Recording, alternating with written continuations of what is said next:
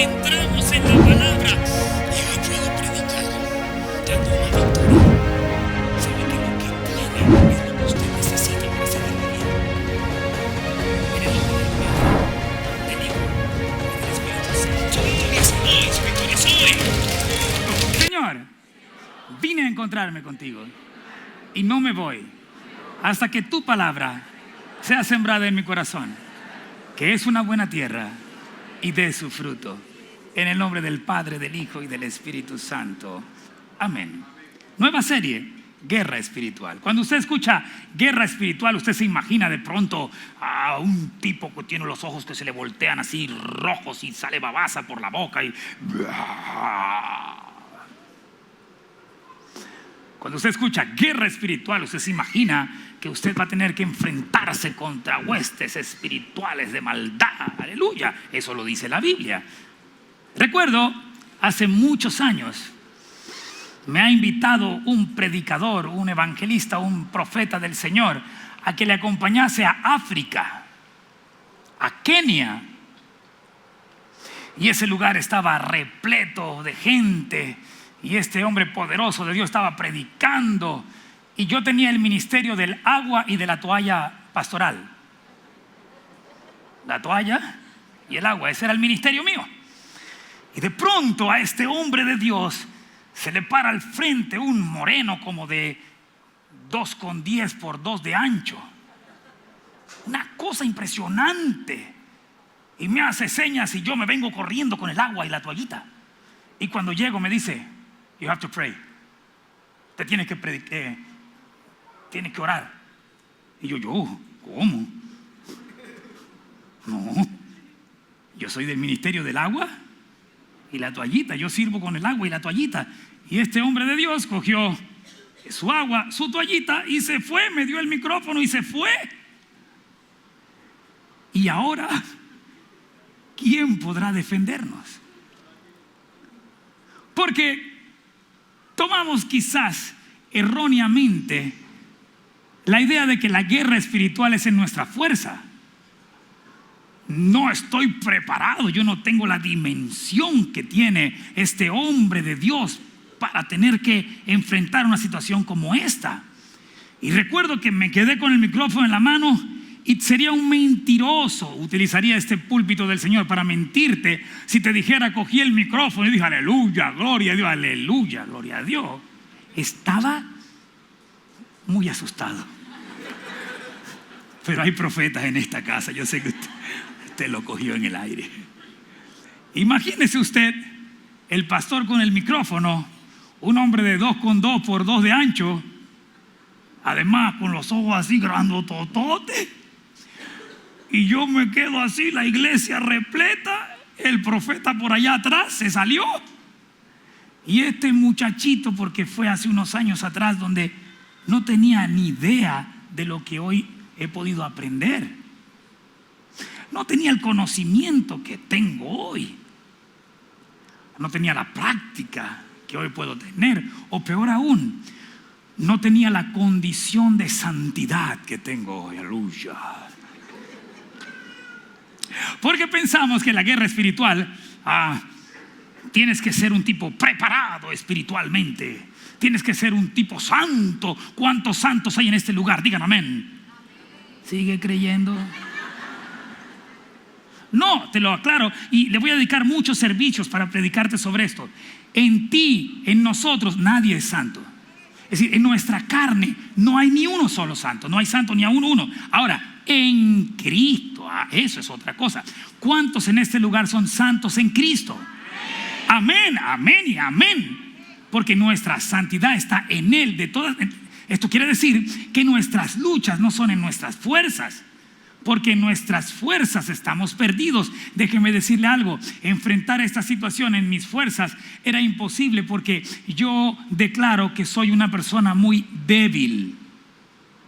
Pastor, no diga eso. Sí, te lo repito otra vez, soy débil. La Biblia dice, diga el débil, yo soy débil. Fuerte soy. ¿En quién? En Cristo. Entonces mi socorro viene de Jehová, que que hizo los cielos y la tierra, quien me da la armadura, la fortaleza, las herramientas para vencer en una guerra espiritual, no soy yo, es la palabra del Señor. Por eso es necesario que yo reconozca lo débil que soy. Soy débil para enfrentar las situaciones emocionales. Soy débil para enfrentar la falsedad de mis amigos. Soy débil para enfrentar la deslealtad. Soy débil para enfrentar el dolor. Soy débil para enfrentar las pérdidas. Soy débil para enfrentarme a un obstáculo como el que tengo al frente. Pero por eso la Escritura te dice: reconoce tu debilidad. Diga el débil. ¿Cuántos débiles hay aquí? Digan amén. ¿Habrá un poquito más? ¿Cuántos débiles hay aquí?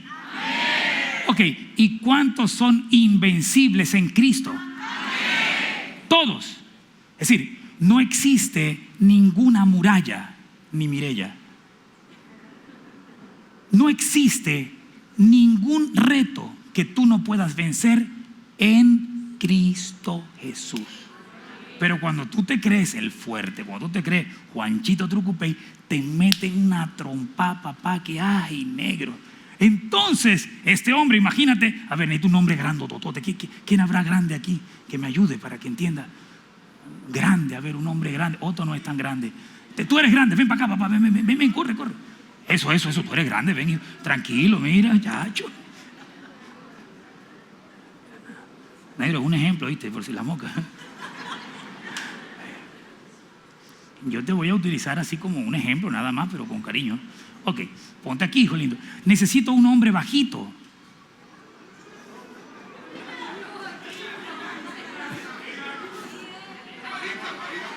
Ven, Dylan, ven aquí, Dylan, ven aquí.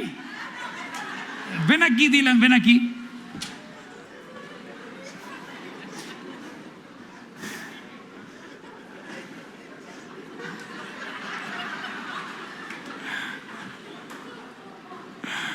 Este muchacho no ha conocido la bienestarina, mano. Nutricia, nada de... Este pelado me lo alimenté con galletas de soda y café con leche, mano. Ok, entonces, mira, en la naturaleza, en una pelea de tú a tú, ¿quién lleva la de perder?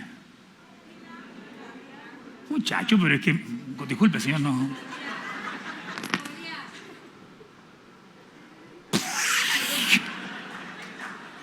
Entonces, si Dylan se quiere enfrentar a ese superhumano en sus fuerzas, ya perdió. Porque Dylan dice: los brazos están un poquito más grandes. No, muchacho, cada pierna es un cuerpo tuyo.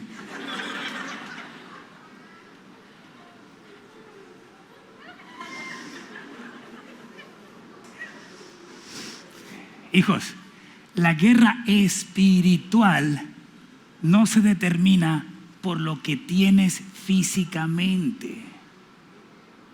La guerra espiritual está determinada por lo que no se ve. Es decir, la guerra espiritual solo se puede pelear en fe.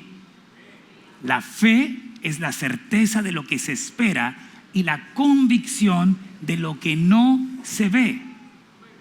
Tenemos ejemplos bíblicos. Yo sé que usted está pensando en David y Goliat.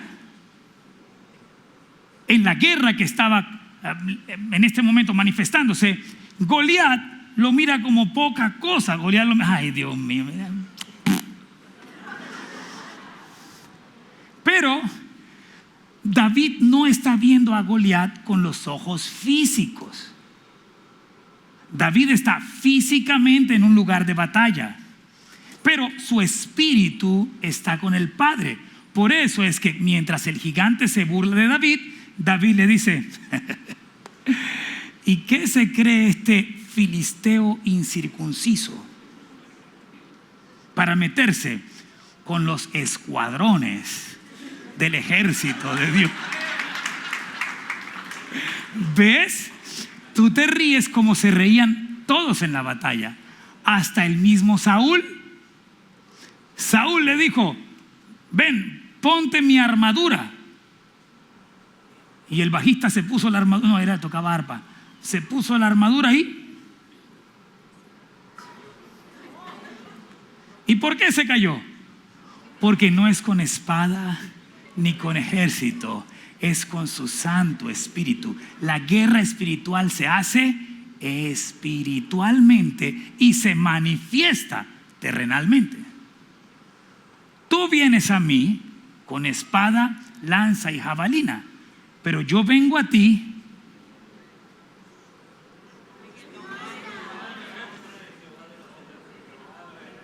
¿con qué va él?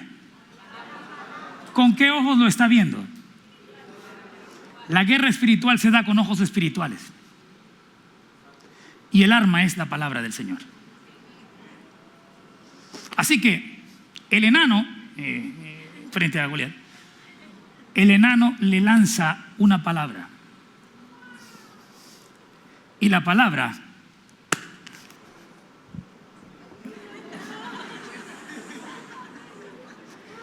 derrotó al gigante. Escucha bien. No hay gigante que no caiga por el poder de la palabra de Dios. No permitas que tus ojos te distraigan. No importa cuán grande sea tu problema, no importa cuán grande sea la muralla, no importa cuán difícil sea la situación, si tú lo enfrentas en tus fuerzas, vas a alargar el proceso. Pero si tú lo ves desde los ojos de la palabra, desde ya estás viendo el problema así. Ya no se ve tan grande. ¿Y por qué no se ve tan grande? Porque ya fue vencido en el nombre de Jesús. Es decir, la palabra siempre estará, el peso de la palabra estará sobre tu problema. El peso de la palabra estará sobre tu gigante. El peso de la palabra estará siempre adelante en tu guerra espiritual. Si no lo haces así, no es una guerra espiritual. Es una guerra personal, carnal. Gracias, papá. Te quiero. Fue un ejemplo nada más. Dios te bendice. Gracias, papá. ¿Está conmigo? Entonces, cuando pienses en una guerra espiritual, más allá de demonios y de tipos sacando la lengua, tienes que saber que la guerra espiritual es diaria en tu vida. Recuerda, yo sé que más de uno está pensando en África, ¿verdad? ¿Quieres saber cómo terminó la historia? Estoy seguro de eso. Bueno, el pastor está frente a ese gigante. ¿Y qué tengo en la mano? Nada. Ni siquiera lo que tenía Moisés. Ni la toalla ni el agua, porque ya se la había llevado el pastor. Se lo llevan todo.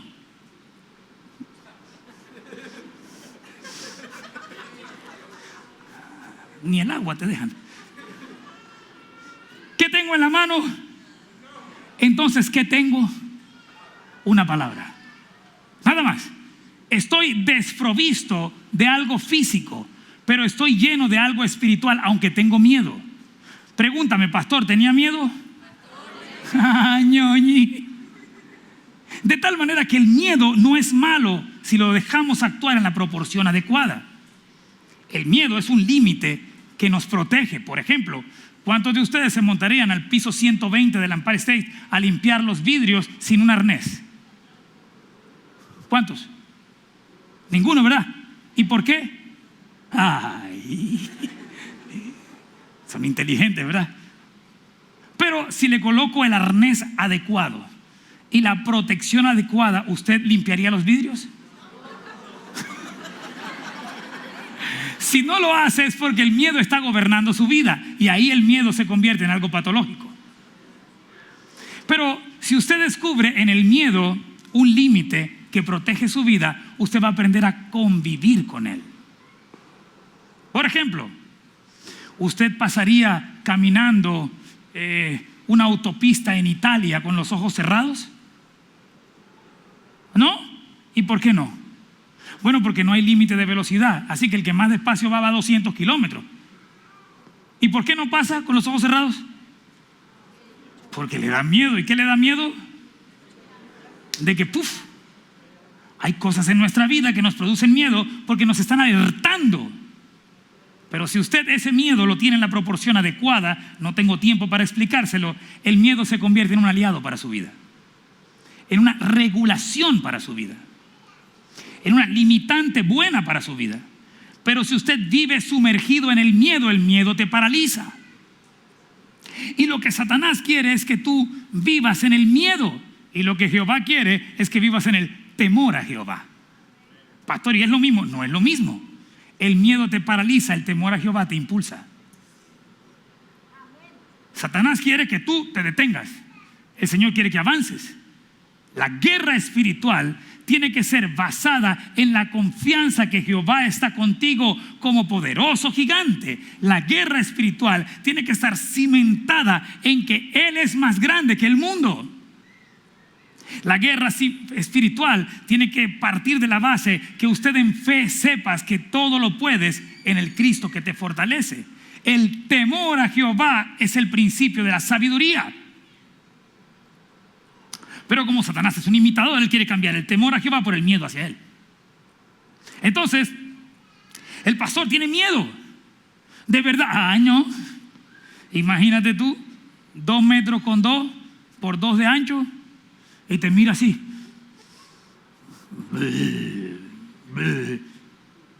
Y tú no tienes nada en las manos. Bueno, el micrófono. Un hermano me dijo, pastor, pero tenía las piernas. Y yo, ¿para qué? Para correr, hermano.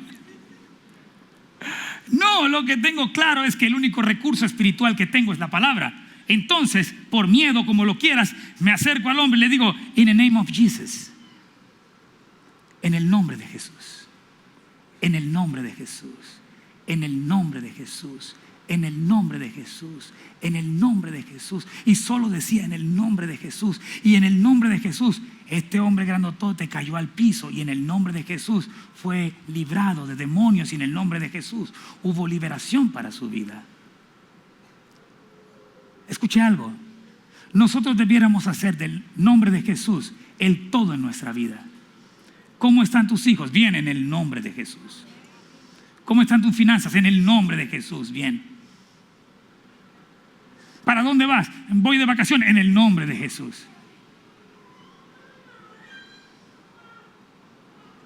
¿Cómo vas con tu jefe? Bien, en el nombre de Jesús. ¿Cómo va tu matrimonio? En el nombre de Jesús. Porque en el nombre de Jesús, escucha bien, iglesia, mírame para acá. En el nombre de Jesús, todo es posible.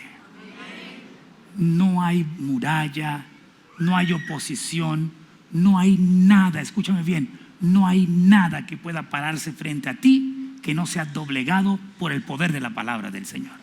Entonces, para adentrarnos en esta serie, quiero ir muy lento para que usted entienda la estructura.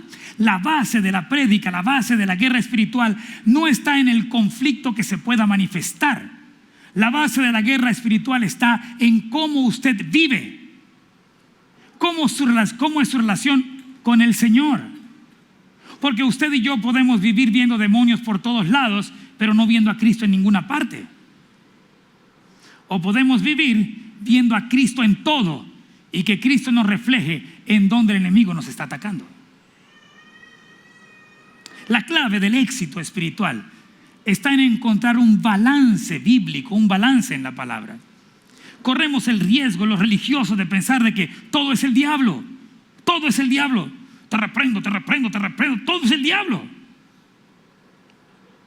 Pero Jesús nos enseña en los evangelios que el 99% de sus milagros fue con personas para transformar su carácter, su ser, sus decisiones, y el 1% echando fuera demonios. Tenemos evidencia bíblica de un Jesús que se enfrentó a un endemoniado. El demonio habló con él: por favor, déjame irme para los cerdos, y se lo echó a los cerdos y se fue. Hay un testimonio de liberación espiritual. Pero tenemos muchos milagros, muchas enseñanzas en el evangelio donde nos hablan de Jesús sanando. Por ejemplo, ese paralítico que está en el estanque de Betesda, ahí al lado del estanque de Betesda. Qué lindo sería que algún día toda la iglesia hiciéramos este servicio allí en Israel, al frente del estanque de Betesda. Gloria a Dios, aleluya. Avión Airbus 380, adoración.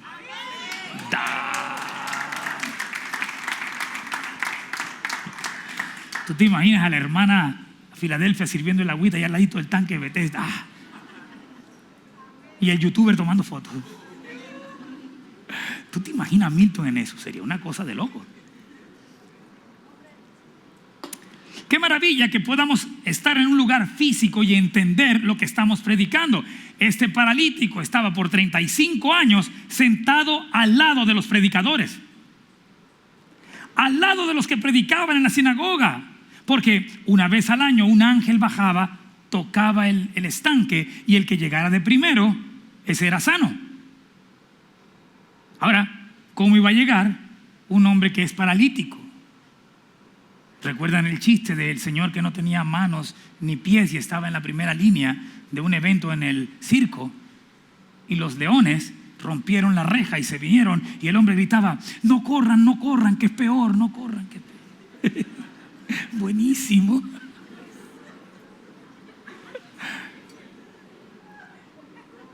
Yo sé que te parece malo el cuento y te parece cruel, pero es lo que está sucediendo aquí. A ver, ¿cómo es posible que un paralítico que está al frente del lago tenga que esperar una vez al año por 35 años que el ángel toque el agua, y entonces él tiene que salir corriendo para tocar? Eso es muy cruel. 35 años escuchando la palabra, hasta que la palabra hecha hombre en Jesús se acerca y le dice: ¿quieres ser sano? ¿Qué pregunta? Esa es una pregunta. ¿Usted se ha puesto a pensar que eso es una pregunta como barro? ¿Cómo? Pringamosera. ¿Tú te imaginas que tú estés así triste, muerto de la tristeza que estés, y se acerca alguien y te diga: ¿estás triste? ¿Nunca te pasó que se espichó tu carro y estás sudando y pasa alguien y te dice: hey, te espichaste? No, hombre, estoy acariciando el caucho. ¿O nunca te pasó que vas caminando, te tropiezas, te caes, y no falta el baboso que dice: ¿te caíste? Hombre, nada, estaba probando la teoría de la relatividad. La pregunta que Jesús le hace al paralítico ante los ojos humanos es cruel, pero en una guerra espiritual era determinante para la victoria. Porque podemos estar viniendo a la iglesia por 35 años escuchando sermones y no pasar nada, porque estamos esperando que seamos transformados en nuestras fuerzas. Por eso es que Jesús le dice: ¿quieres ser sano?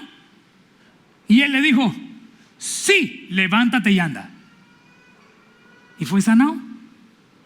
Las guerras espirituales no dependen de las armas materiales que tengamos. La única manera que tenemos para ganar una guerra espiritual es confiando en su palabra y nada más. Lo demás serán victorias temporales. Pero toda victoria que el Señor te da en su palabra es eterna, porque Él es el mismo ayer, hoy y siempre. Entonces, guerra espiritual comienza cuando establecemos un equilibrio bíblico, cuando determinamos qué es responsabilidad nuestra y qué es responsabilidad del enemigo.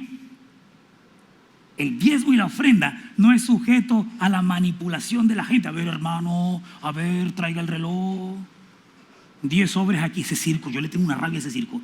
¿Tú nunca has visto gente con 10, 20 sobres? A ver, pasen aquí adelante. Pues, ¿qué es eso? Si lo que hace la mano derecha no lo debe saber la mano izquierda. Si lo que tú haces en intimidad con el Padre, en el público se va a notar.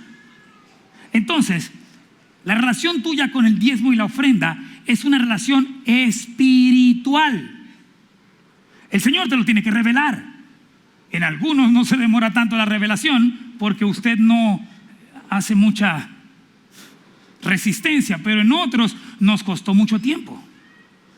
Porque qué difícil traer el diezmo y la ofrenda. Mira la cara del pastor esa y el carro que tiene allá abajo. Ay, papi. Ay, de tú. Yo me vengo en Uber y no hay manera. No funciona así. El diezmo y la ofrenda no es un arma de guerra terrenal, es una expresión de fe. Vamos a dejarlo hasta ahí. Pero con unas consecuencias gigantescas. Versículo 11. Él reprenderá por nosotros al devorador. Así que cuando usted vea a gente por ahí que anda reprendiendo al diablo en todo, Malaquías 3:10 no se está haciendo en él. Y cuando usted ve a gente manipulando a los demás, que dame para que Dios te dé, tampoco se ha hecho en él. Porque quien pide que lo pruebe es el Espíritu, no el pastor. Y el Señor no necesita ayuda. Él va a proveer para su casa lo que su casa necesita. A alguien tiene que saberlo allá de este lado. El Señor te va a dar lo que tú necesitas. Pero tienes que entender que la guerra espiritual no es un día, es todos los días. Y tenemos que establecer un perfecto equilibrio entre lo que nos corresponde a nuestra responsabilidad y lo que atañe a los ataques del enemigo. Venga conmigo a Efesios 6:10. El apóstol Pablo nos enseñó algo contundente. El apóstol Pablo nos enseñó que hay luchas que son con la carne. ¿Qué pues diremos? ¿Perseveraremos en el pecado para que la gracia abunde? En ninguna manera. Porque los que hemos muerto al pecado, toca al que tienes al lado y dile como tú, ya tú moriste al pecado. Por eso es que cuando pecas te sientes barro, te sientes mal. ¿Cuántos de los que están aquí siguen pecando? Digan amén. Amén. ¿De verdad, pastor? Ahora, ¿cuántos de los que están aquí no son redargüidos inmediatamente cuando cometen un error? Amén. Vamos a decirlo de otra manera, Mauricio. Ya nosotros no podemos pecar igual. No se puede. No se puede, negro, no se puede. Pecas, pero te sientes barro. Alguien de esta congregación, no voy a decir que el pastor, porque el pastor, ¿usted alguna vez se le ha salido una palabra grosera? Las esposas digan amén. No, la unción se vino para este lado y aquí lo veo como muy santo. ¿Alguna vez usted ha dicho una palabra que usted sabe que no es correcta? Aunque haya salido de la iglesia. Suele suceder, ¿verdad? ¿Y qué pasa dentro de ti? Te sientes mal, tú dices, no lo debí decir. ¿Y sabes por qué? Porque el Espíritu del Señor habita en nosotros. El Espíritu Santo habita en un cuerpo pecaminoso. Por eso un cristiano nacido de nuevo no implica que no peca, implica que jamás vuelve a pecar igual.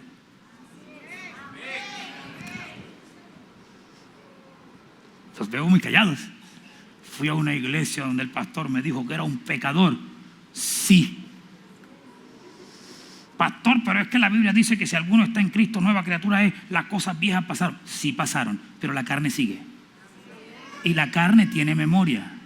Y la palabra me dice, el que esté firme, vele que no caiga. De tal manera que si no estoy firme en el Señor, mañana voy a estar peor. Mi victoria es en Cristo, no en mí. Yo soy débil. Esta mañana una hermana me mandó una foto. Yo creo que la hermana tiene problemas estomacales o tiene problemas con la digestión, algo así. Porque la foto era una posición como de dolor, una cosa así, como si tuviera un dolor fuerte. Y me decía, pastor, necesito hablar con usted en la intimidad.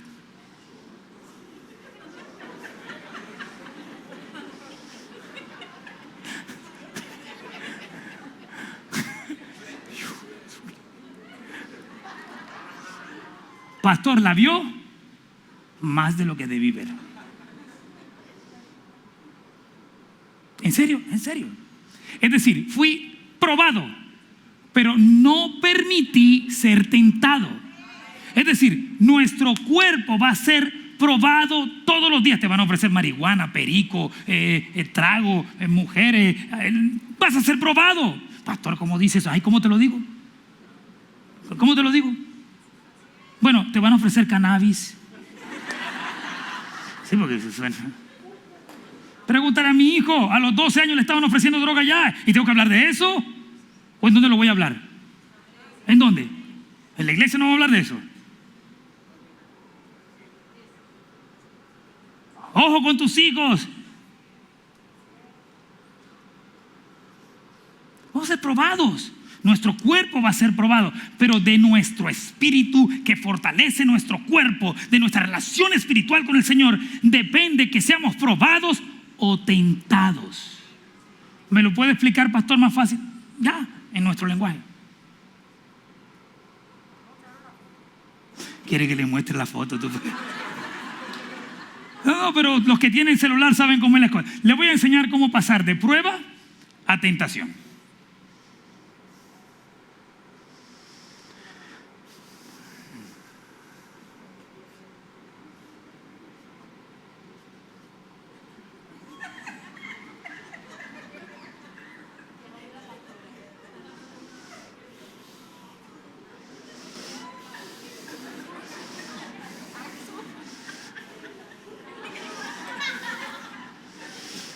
Sí, en la época de Jesús.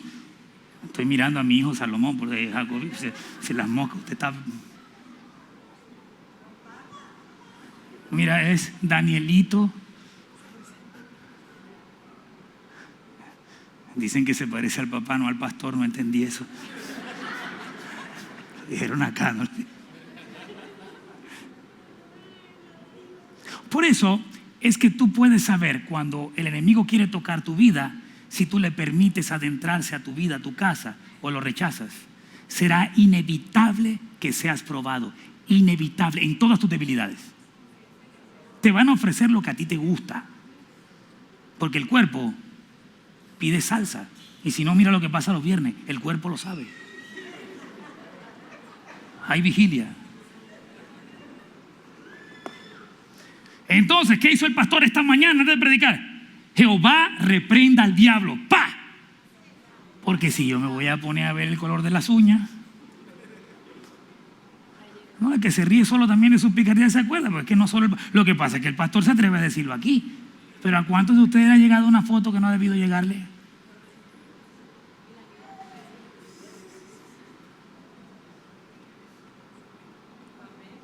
Seremos probados.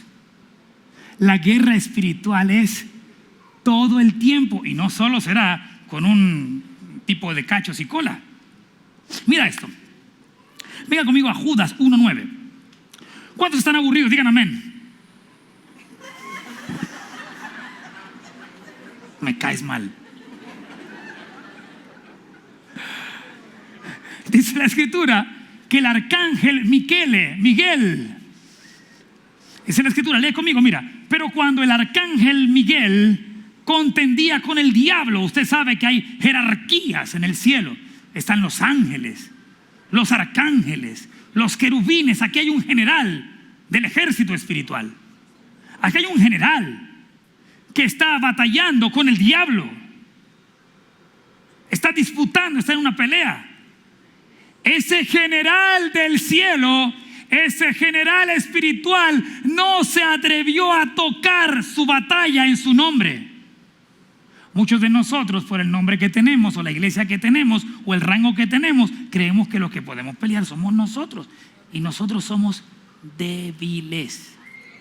Entonces el arcángel dijo, no se atrevió a hacer juicio, sino que dijo, el Señor te reprenda. Vamos, mírame para acá. Que en tu lenguaje esté siempre tu principal arma para vencer al enemigo. Y tu arma es en el nombre del Señor. El pastor Gustavo en África no sabía lo que estaba haciendo. Yo lo que estaba era asustado. ¿Cuántos de ustedes en un momento de crisis y de susto no dicen, ay Dios mío, ayúdame? El cuento de Lucho Torres. ¿Saben que el ateo, que tal? Yo no creo en Dios. Y se fue un vuelo a Bogotá y el vuelo se empezó a mover. Y ay, Dios mío, Dios mío, Dios mío, Dios mío. Y Lucho le dijo, ay, tú no, que no creías en Dios. Eso era allá en la tierra. Aquí en el cielo es otra cosa. ¿Cuántos de nosotros, atravesando un momento difícil, le dicen, Señor, ayúdame? Quizás no tenemos la estructura bíblica que estás aprendiendo hoy, pero instintivamente estás armándote de tus verdaderas armas. En el nombre de Jesús. Yo quiero que tú, cuando salgas de este lugar, tomes esta palabra no como un acto religioso, sino como un arma de guerra. Cuando tengas que enfrentar algo contundente, en el nombre de Jesús. Cuando tengas que enfrentar una maravillosa victoria, en el nombre de Jesús. Que tu boca siempre esté llena de gracias a Dios. Los judíos dicen Baruch Hashem, gracias a Dios. En el Islam dicen Alhamdulillah, gracias a Dios. Y los cristianos no decimos nada. Criticamos a quienes oran 5 veces al día, no importa dónde estén. Criticamos a quienes usan una kipá. Pero ¿cómo es nuestra relación con el Señor? Cuando te sientas a la mesa, das gracias a Dios por los alimentos. Es una manera de reconocer el poder de Dios en tu vida. La provisión. Cuando te levantas en la mañana, ¿cuántos papás hay aquí? Digan amén. Dígame si no hay algo más hermoso que ver a tu hijo en la mañana. Porque dime si no. Oye, verle su carita, su despertar. No tienes hijos que te dicen, papi, 5 minutos más. No. Papi, abrázame, 5 minutos más. Arrúnchate conmigo. Papá, ¿saben de lo que estoy hablando? Si no lo sabes es porque no estás siendo papá. Qué rico que te levantes en la mañana y veas a tu hijo y lo primero que hagas es darle gracias a Dios. Es decir, gracias Dios por mis hijos. En el nombre de Jesús, hoy será un día de victoria para él. Cuando ese niño salga de su casa, sale con un ejército a su alrededor. Porque mira al que tienes al lado, míralo. ¿Qué estás viendo? Te voy a decir qué estás viendo. Estás viendo la perfecta creación de Dios. Para que ese hombre o esa mujer esté al lado tuyo, hubo una batalla y el mejor espermatozoide ganó. Míralo bien, aunque no lo creas. Míralo. Y el mejor espermatozoide llegó al óvulo. Y dice la ciencia que hay una explosión, hay luz. Es decir, el que tienes ahí al lado es una expresión de un milagro de Dios. Porque antes de que naciera ya hubo una batalla espiritual para impedir que naciera. Por eso es que la artimaña de Satanás es destruir la familia. Si hay algo contundente en esta batalla espiritual es cómo destruir la familia. La palabra del Señor dice que hizo Dios al hombre a su imagen y semejanza. Varón, ¿dónde están los varones de esta casa? Ay, Dios mío. ¿Dónde están los hombres de esta casa? Varón y hembra. ¿Dónde están las hembras? Ese es el problema, pana. ¿Y eso qué es el sexo débil? ¿Dónde están los hombres? Las hembras. No hay una tercera opción.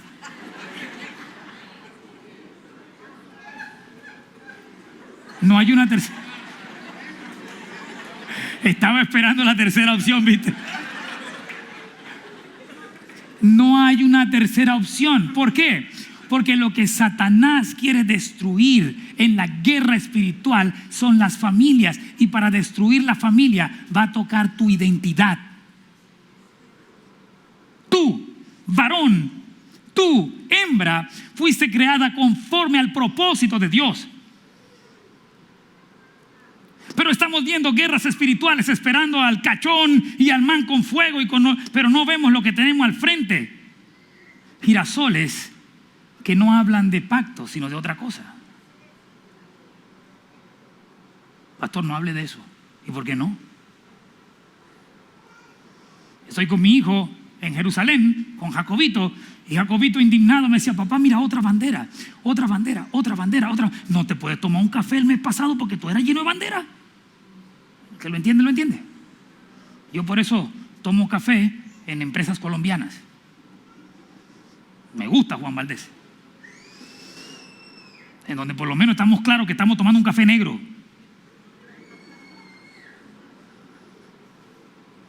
Y mi hijo Jacobito me decía: pastor, papá, pero ¿por qué esto? ¿Qué significa esto? Y yo: papi, eso significa pacto. ¿Y de dónde viene? Papi, viene del diluvio. Cuando el hombre tuvo que enfrentar la ira de Dios, y cuando a los 40 días terminó esa ira, hubo un pacto. Un pacto entre el Creador y el hombre, en donde ya no se iba a destruir más la creación. Pero ahora el enemigo toma el pacto de vida para llevarlo como un pacto de muerte. Ojo, iglesia, la guerra espiritual es constante. Constante. No te descuides, no te descuides, no bajes la guardia con Disney o con programas para niños. Quizás ahí es donde más fuerte está. No te descuides, tranquilo. Ahora, tengo una palabra para ti. Cuando tú y yo estamos cimentados en la palabra del Señor, nada ni nadie podrá tocarnos. Le estoy hablando a alguien, a 2 o 3 que lo reciban. Tu familia está protegida por el poder de la palabra. Tus hijos jamás serán tocados. Pero tenemos que establecer un equilibrio en la guerra espiritual. Lo que compende al enemigo y lo que compende a nosotros. Por eso el apóstol Pablo es claro, dice: hay guerras que son carnales. Los que hemos sido bautizados en Cristo, hemos sido bautizados en su muerte, para que seamos sepultados juntamente con Él para muerte por el bautizo, a fin de que como Cristo resucitó de los muertos por la gloria del Padre, así también nosotros andemos en vida nueva. Tenemos que morir para que Él viva.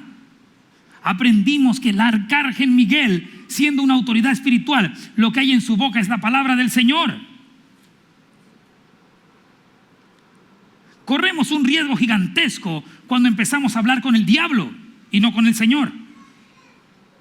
Me lo explica, pastor, venga conmigo a Génesis 3 del 1 al 7.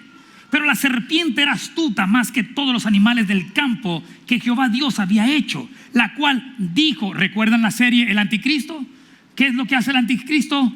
Hablar. ¿Qué hace el Anticristo? Quitar la palabra del Señor.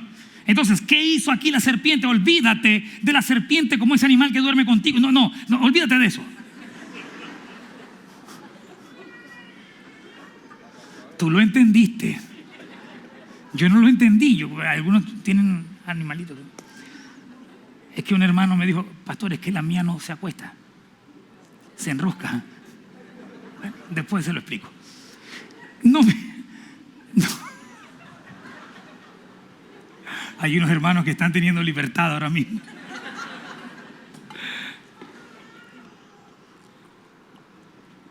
Se nos fue el tiempo, pero importante que entienda esto. No mire la culebra como un animal. Míralo como una creación espiritual, y es clara su descripción. Era astuta más que todos los animales, más que todo el resto de la creación. Satanás es astuto, no inteligente, astuto. Satanás no tiene la capacidad de crear nada. Él tiene la capacidad de imitar. Los astutos imitan, los sabios crean. Me vengo para este lado porque no lo entendió. Vamos para acá. Usted quiere ver a un tipo que no tiene nada en su cabeza. Es bueno para imitar lo que usted sí sabe hacer. Y después se lo roba como si fuera de él. Pero usted que tiene el temor de Jehová en su vida, usted tiene la capacidad para crear. Satanás tiene la capacidad para destruir lo que usted pueda crear. ¿Y qué hizo la serpiente? ¿Qué hace una persona astuta, no inteligente? Lo que hace una persona astuta, un espíritu astuto, es hablarle a quien tiene la capacidad de crear, para sembrar duda. Tú y yo tenemos identidad en Cristo Jesús. Tú y yo, el más grande tesoro que tenemos es la identidad. Yo soy un hijo de Dios. ¿Cuántos lo creen así? Dígalo así como si usted fuera argentino. Diga, yo soy. No, pero así bien argentino. Diga, yo soy. Diga, yo. Diga, yo soy un hijo de Dios. Ese es su más grande tesoro. Lo demás viene por añadidura. Entonces, ¿qué quiere Satanás? Satanás quiere hablarte para hacerte dudar en lo que tú eres. Tú eres capaz de crear, tú eres capaz de solucionar ese problema, sí, en el nombre de Jesús. Tú eres capaz de sacar a tu familia adelante en el nombre de Jesús. Tú eres capaz de crear una nueva empresa en el nombre de Jesús. Tú eres capaz de convertir una crisis en una victoria en el nombre de Jesús. Pero Satanás te va a hablar y te va a decir, no eres capaz. ¿Con que Dios te dijo? Y eso es lo que sucede cuando estamos enfrentando una guerra espiritual, pero nos desviamos, no hablamos con el Señor, hablamos con Satanás. Y entonces todo el tiempo es, háblame, ¿quién tú eres? Yo soy Belcebú. ¿En serio? Sí. Manifiéstate, Belcebú. Ese no es Belcebú, es una indigestión. No, sí soy. A ver, Belcebú, manifiéstate. Y comienza el show. Pero tú, ¿qué haces hablando con el diablo? Claro, te lo estoy llevando a una representación teatral muy fuerte. Pero cuando Satanás no te puede detener con misiles, te manda piedritas. Él es un tremendo artista del engaño y del disfraz. Es más fácil detener un misil que una piedrita. Quizás estás firme en situaciones que el enemigo ha presentado a tu vida, pero quizás vienen cosas tan sencillas como una foto en el celular que pasas por alto. Esas son las piedritas que espiritualmente te van a debilitar. Estar en un hotel y llevarte el lapicero.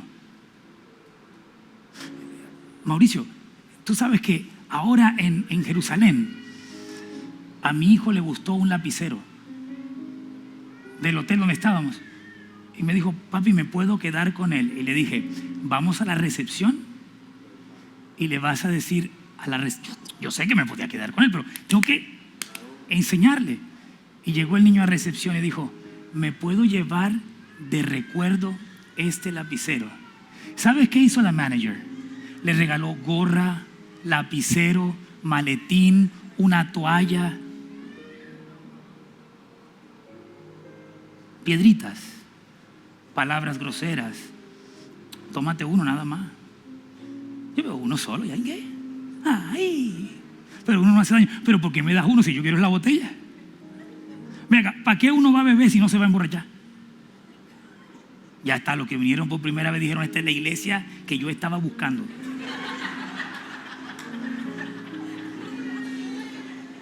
No, pero entiéndelo. ¿Qué sentido tiene tomar si no te vas a emborrachar? Entonces no tome. No, mejor, me estás viendo feo. Mírame para acá. Pastor, pregúntame, ¿puedo tomar? ¿Serio? Pregúntamelo. No, Mauricio, pregúntame. Pastor, ¿puedo tomar? Añoñi. Ahora, la Biblia dice: todo me es lícito, mas no todo me conviene. Entonces no me preguntes qué es pecado o no es pecado. Identifica el nombre de las piedritas en tu camino. Si Satanás no te puede detener, te acelera.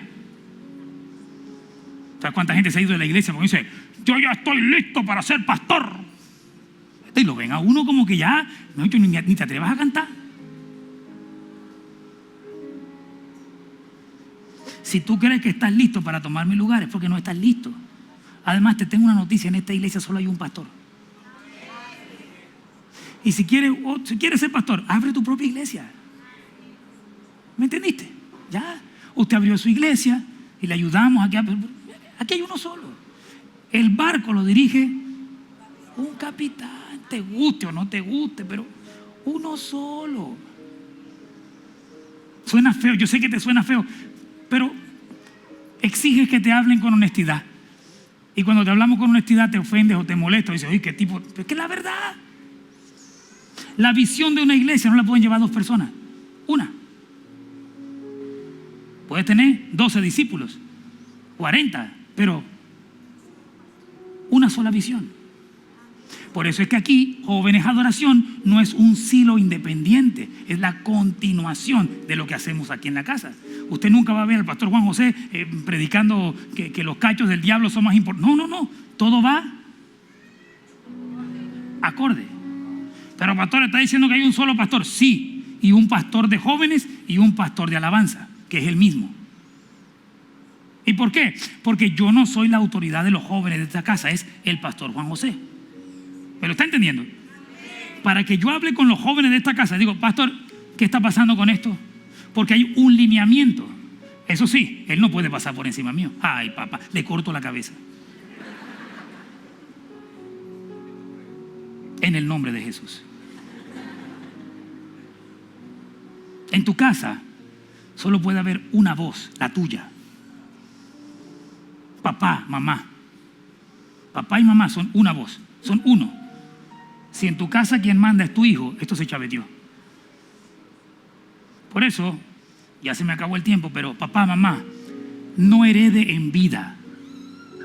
Sea el ordenador del gasto hasta el último día de su vida. Porque mientras usted sea el ordenador del gasto, usted va a ser un abuelo chévere, una abuelita chévere, un tío chévere, un papá chévere. Pero cuando usted entrega el compromiso de asignación que el Señor le entregó para administrar, usted está entregando su vida. Así como el pastor de esta casa, mientras esté vivo, no entrega la autoridad. Así le prediquemos a 2 o a 3. Porque la guerra espiritual es constante y no tiene nada que ver con cachos y cola. Tiene que ver con lo que diariamente estamos enfrentando. La guerra espiritual no es una técnica para derrotar a Satanás. Escucha bien, es una acción permanente para caminar en la palabra del Señor. No mire esta serie como enseñarte a cómo vas a echar demonios afuera. Encuentra en esta serie las herramientas para crecer cada día más en la palabra del Señor, en su voluntad, para que te empoderes en Él y sea Él quien reprenda al devorador por ti. Cuando la palabra del Señor es lo primero y más importante en nuestra vida, Satanás tiene que alejarse. Jesús en el desierto, ¿recuerdan? Satanás llegó a probar a Jesús y se encontró con la palabra, y la escritura dice que al tercer round se fue. Levanta la mano ahí, no sé quién está enfrentando un problema, pero Satanás no es un peleador de largo alcance. Satanás es un peleador de corto alcance, de 3 rounds. Lo que pasa es que cuando quieres pelear en tus fuerzas, alargas la pelea. Pero cuando tú y yo peleamos en el Espíritu, al tercer día resucitó. Sí, lo llevó a la cruz. Sí, murió en la cruz. Pero al tercer día resucitó. Y alguien tiene que escuchar esta prédica. Tu guerra espiritual no es eterna. Tu guerra espiritual depende de la confianza que tú tengas en Él. No sé cuánto tiempo te has equivocado. No sé cuántas veces te has caído. No sé ante qué tentaciones has tenido que enfrentar. Pero si decides dejar que Él pelee por ti, recuerda que al tercer día resucitó. Y la promesa que Dios te entregó se tiene que cumplir. Las herramientas que Él nos va a dar, físicas, son diferentes para cada uno de nosotros. A Josafat le hizo cantar. Cantaban alabanzas a Jehová. Y los soldados se asustaron y ganaron la batalla. A Josué lo hizo tocar el cuerno y gritar, y las murallas se cayeron.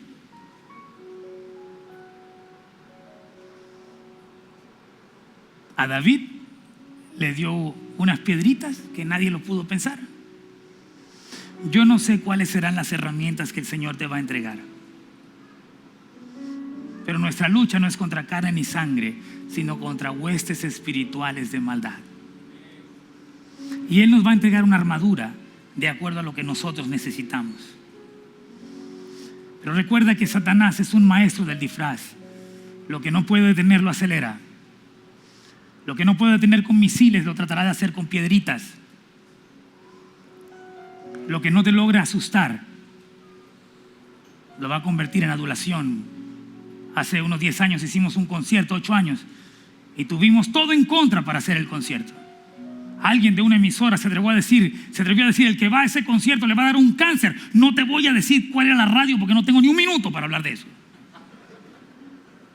No entiendo de qué se ríen. Oye, y el tipo en la emisora decía, lo que van a ver es un poco de homosexuales, drogadictos. Quizás muchos de nosotros estamos más preparados para enfrentar lo que nos asusta, porque lo que nos asusta nos hace ir al nombre de Jesús.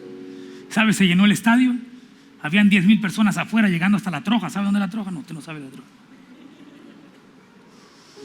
Pero al día siguiente del respaldo del Señor, entonces las voces se acercaban a ir diciendo, tú eres el mejor, es un peso. Cuando algo nos asusta, vamos a la presencia del Señor. Hay quienes solamente pueden caminar con Dios mientras estén asustados. Hay quienes solamente van a buscar del Señor cuando están asustados. Pero cuando salen del miedo, se refugian en su ego. Despiértate, Toño.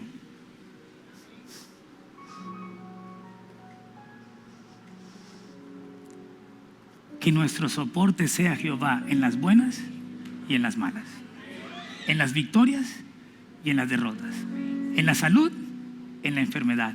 Que entendamos que la guerra espiritual es constante y todo el tiempo, y que a veces la guerra espiritual más fuerte es la que se da en nuestras victorias y no en nuestras derrotas. Satanás, si no puede enmudecerte, te hace quedar en ridículo. Si no puedes cerrar tu boca para que prediques el evangelio, va a hacer que la abras para que digas estupideces y tonterías. ¿Le parece si usted y yo hoy entregamos al Señor nuestras ofrendas y nuestros diezmos, confiando que la palabra se cumple en todo lo que ella escribe? Que nuestra guerra es una guerra espiritual y no terrenal. Y que el Señor nos ha dado armas terrenales para arrebatar las promesas espirituales. Recuerde usted que quien siembra, recoge. Recuerde usted que todas las promesas de la palabra se tienen que cumplir. Agradezco que no se vaya, porque quiero hacer una oración al terminar para despedirnos en la palabra, para adentrar de lo que va a ser mañana el ejercicio de libertad espiritual. Mañana lunes 7 de la noche vamos a ministrar, vamos a imponer, hermanos, vamos a hacer efectivo lo que estamos aprendiendo hoy. Y mientras usted ofrenda,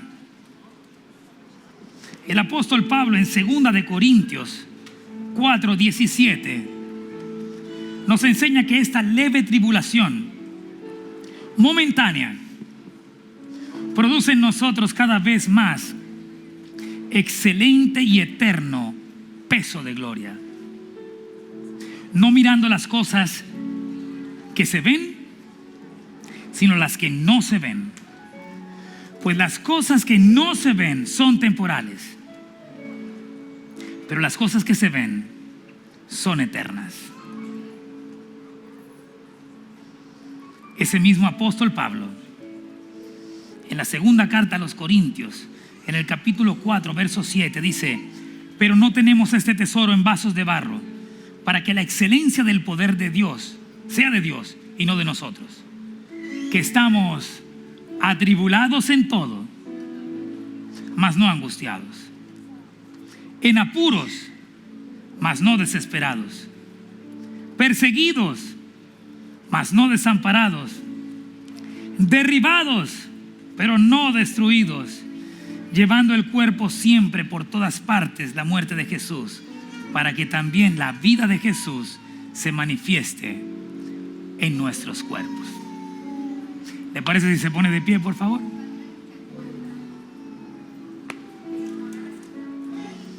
Guerra espiritual.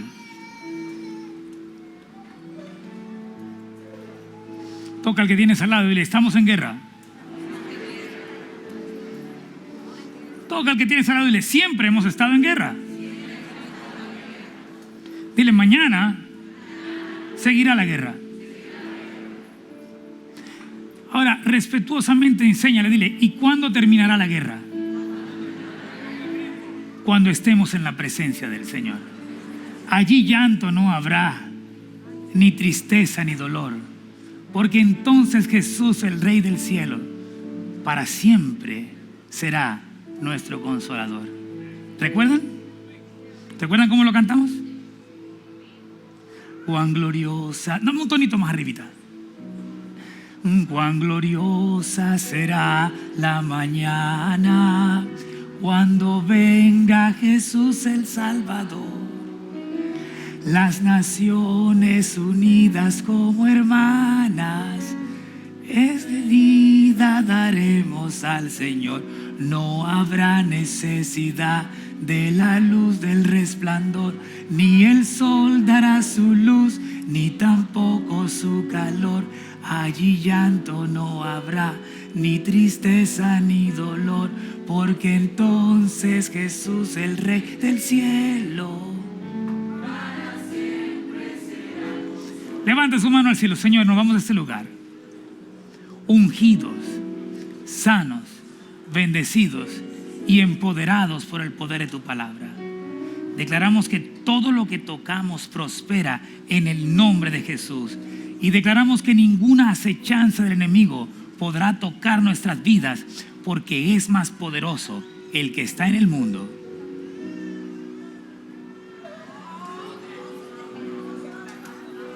Cuidado con esas oraciones raras. Diga, porque es más poderoso el que está conmigo que el que está en el mundo. En el nombre del Padre, del Hijo y del Espíritu Santo. Amén. El Señor te bendiga. Feliz domingo. Un tono más arriba. Dios tuyo es Israel, el Dios de Israel es Jehová. Señor nos dice, predica, es más fuerte el que vive en mí. Tú y yo desde la espiritualidad